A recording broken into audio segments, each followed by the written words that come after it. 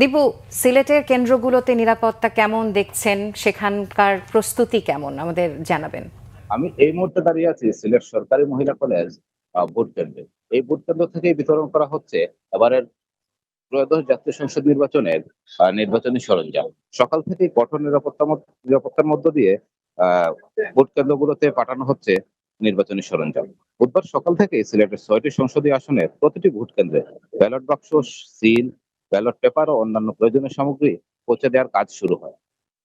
সকালে এই কাজের উদ্বোধন করেন সিলেটের রিটার্নিং কর্মকর্তা ও জেলা প্রশাসক মোহাম্মদ সারওয়ার আলম। রিটার্নিং কর্মকর্তার কার্যালয় থেকে আমরা যতটা জানতে পেরেছি, এবারের সিলেটের 6টি আসনে ৩৩ জন প্রার্থী প্রতিদ্বন্দ্বিতা করছেন।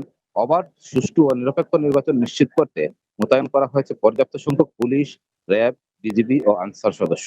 পাশাপাশি মাঠে টহলে রয়েছেন জুডিশিয়াল ম্যাজিস্ট্রেট ও এক্সিকিউটিভ ম্যাজিস্ট্রেটরা।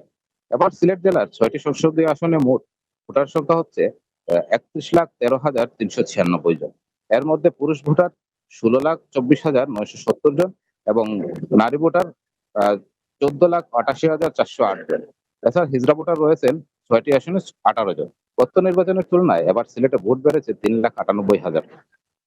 সিলেটের রিটার্নিং কর্মকর্তারা জানিয়েছেন, ভোটাররা যাতে শান্তিপূর্ণ পরিবেশে কেন্দ্রে গিয়ে ভোটাধিকার প্রয়োগ করতে পারেন সে লক্ষ্যে সকল প্রস্তুতি শতভাগ সম্পন্ন করা হয়েছে। কঠোর নিরাপত্তা ব্যবস্থার মধ্য দিয়ে সকল কেন্দ্রে ভোটের সরঞ্জাম পাঠানো হয়েছে। এছাড়া আজ রাত থেকেই বিভিন্ন নির্বাচনের দায়িত্বরত কর্মকর্তারা বিভিন্ন ভোট কেন্দ্রে নিজেদের অবস্থান গ্রহণ করবে। সংশ্লিষ্টরা আশা করছেন আগামীকাল অবাধ, সুষ্ঠু ও নিরপেক্ষ নির্বাচন এবং উৎসবমুখর পরিবেশের মধ্য দিয়ে সিলেটের 6টি নির্বাচনী আসনের ভোট গ্রহণ সম্পন্ন হবে। এই ছিল আমার কাছে সিলেটের সর্বশেষ। ধন্যবাদ ধন্যবাদ দীপু।